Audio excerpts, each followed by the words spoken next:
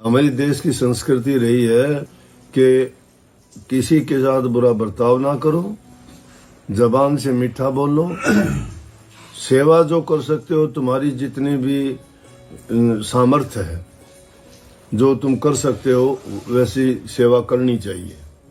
शरीर से करो, धन से करो, कुछ भी नहीं कर सकते, सबसे बड़ा मन है इंसान का। मन में अगर तुम ये भावना रखते हो मैं किसी को दूंगा, परमात्मा हमें इस लायक बनाए कि हम किसी को दें, तुम देने वाले बनोगे। ये नीत कभी ना रखो कि मैं किसी से लूं। अगर तुम ये प्रवृत्ति बना लोगे तो हमेशा मांगते की तरह रहोगे, कभी पेट नहीं भरेगा, कभी पेट नहीं भरेगा। कृष्ण और सुदामा जब गुरु के दरबार में रहते थे, बोले कि जाओ बेटा लकड़ियां चुन लाओ। लकड़ियां तोड़ने के लिए गए, जंगल में ढूंढते रहे सूखी लकड़ी, चलने लगे तो कृष्ण जी बचपन से ही बड़े प्यारे थे। कहानी कथा सुनते हो कि वो जब से पैदा हुए उसी टाइम से लोगों के दिलों पे राज करते थे। जिनका नुकसान करते थे वही गुजरिया उसको रखने में, बोलने में, उनको गोद में उठाने में बहुत खुश होती थी। बड़े हुए तो उनकी पूजा करने में, जब तक उनका दर्शन नहीं कर लेती थी तब तक उनको चैन नहीं पड़ता था। जब तक उनकी एक दो मटकी नहीं फोड़ लेते थे तब तक वो खुश नहीं होती थी। फोड़ते तो जाके शिकायत करती, लेकिन वो शिकायत नहीं होती थी। कहने का मतलब जिससे आदमी प्यार करता है तो उससे अगर वो उसका नुकसान भी कर देता है तो भी उसको अनसुना, अनदेखा और अनसमझा बना देता है, परवाह नहीं करता उसकी। तो एक मुट्ठी चने दे दिए, बेटा भूख लगे थी चबा लेना, लेके सुदामा को दे दिए। सुदामा लेके चला गया। उसने कृष्ण जी को बताया नहीं कि माता जी ने मुझे चने दिए। जंगल में ढूंढते रहे, सूखी लकड़ियां नहीं मिली। दोपहर का टाइम हो गया, खाया पिया कुछ था नहीं। बरसात आ गई जोर से और दोनों पेड़ पर चढ़े हुए थे सूखी लकड़ियां तोड़ने के लिए। तो तेज बारिश आने के कारण वो वहीं पेड़ों की शाखाओं के नीचे छिप गई। तो पानी से भीगने के कारण सर्दी लगने लगी, तो जाड़ बजने लगी उनकी, और भूख लगी हुई, बरसात में ज्यादा भूख लगती है। तो कृष्ण जी को पता तो था ही, तो उसने आहिस्ता आहिस्ता सुदामा ने वो चने चबाने शुरू कर दिए। जो इसको देगा तो तेरे कम पड़ जाएंगे, इसको ना दे, सब तू ही खा ले। तो जब वो चने चबाने लगा तो कटक कटक की आवाज आई ना दांतों से, क्योंकि भुने हुए नहीं थे। तो कृष्ण बोला, अरे सुदामा ये कटकट की आवाज क्या आती है, दांत बजने की? बोला सर्दी लग रही है ना, जाड़ बज रही है मेरी। उसकी सारी उम्र जाड़ बजती रही, भूख नहीं मिटी। और कृष्ण जी हमेशा दाता ही राजा बने। तो नियत भाई इंसान की बात होती है, अपनी नियत को ना गिराओ। अगर अपनी नियत को गिरा लोगे कभी नहीं उठ पाओगे। नियत को अच्छी और सच्ची जो रखता है वो आत्मिक रूप से बड़ा बलवान होता है। आदमी के अंदर अहंकार नहीं, आत्म सम्मान, सेल्फ रिस्पेक्ट होनी चाहिए। सेल्फ रिस्पेक्ट उस इंसान की हो सकती है जो किसी प्रकार की उसमें कमी नहीं होती। किसी से मांगना, किसी से धोखा करना, किसी से छल करना, किसी से बेईमानी करना, और बात जो सच्ची हो उसको भी सोच के बोलना चाहिए। कई बार सच जो है गले की फांस बन जाती है, और कई बार झूठ इंसान के लिए बड़े से बड़े पुण्य का काम कर जाती है। तो हर चीज को आदमी विचार करके पहले सोचे।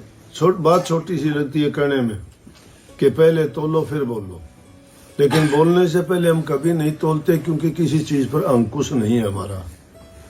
जितनी प्रवृत्तियां हैं हम सब में डूबे हुए हैं। कामी हम, क्रोधी हम, लोभी हम, लालची हम, स्वार्थी हम, अहंकारी हम, अभिमानी हैं।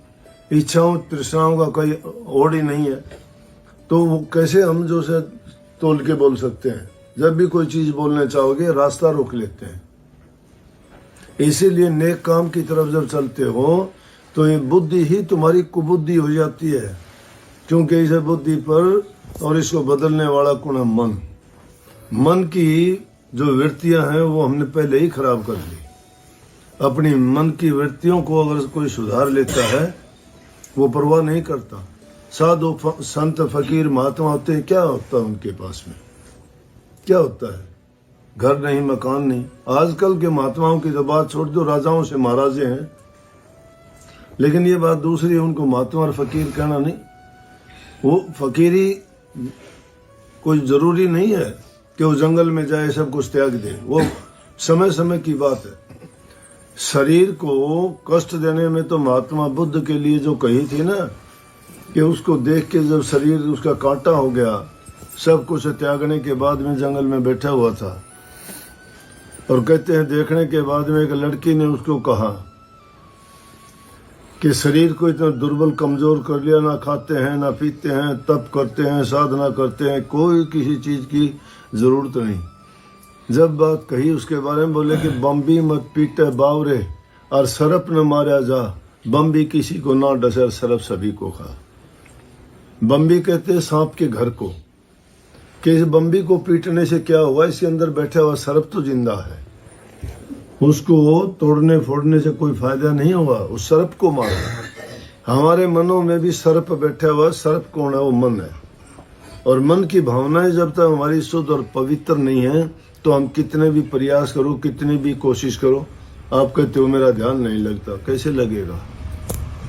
चारों तरफ तो इस तरह से जंजीरों से बंधे हो, कहीं वो खींचता है, कोई वो खींचता है, कोई वो, कोई उनसे ही मुक्त नहीं है अभी।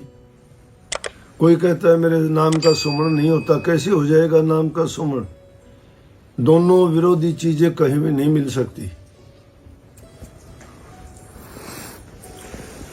क्योंकि मन में जब तक दुर्भावनाएं बसी हुई है, नाम पवित्र चीज है। पवित्र और अपवित्र कभी मिलती हैं? जहर और अमृत कभी मिल सकते हैं? नहीं, एक ही चीज अपनानी पड़ेगी। हाँ, इंसान के लिए यह है कि दुनिया में रहते हुए वो दोनों काम कर सकता है। नेक नियति से अपने मन को साफ रखे, अपनी जिम्मेवारी को निभाते हुए सच्चाई के साथ जो अपने जीवन में बर्ताव करता है, वो त्यागी है। वही संत नाम इसी का है, ऋषि नहीं है इस जमाने में। संत संत वो हैं जो शांत हैं, जो सत्य को पहचानते हैं, जो दुनियादारी की चीजों में दुनिया में रहते हुए भी कहते हैं कि जीवन को ऐसे रखो जैसे जीभ मुंह के अंदर रहती है, ऊपर और नीचे बड़े दुश्मन है दांत, थोड़ी सी भी असावधानी हुई काट डाल लेंगे, लेकिन वो इतनी नरम होती हुई भी दोनों के बीच में रह के और सुरक्षित रहती है। इसी प्रकार से हमें भी इस दुनिया में हर प्रकार की चीजों के बीच में ऐसे ही रहना चाहिए। अपने विचारों को अच्छे रखो, अपने कर्म को सुधारो, नियत को साफ रखो, प्यार प्रेम और शांति से जीवन को बिताओ। जो गुरु से दीक्षा नाम मिली है, उसमें मन को लगाओगे 2 मिनट में लग जाएगा। सबको बहुत बहुत आशीर्वाद।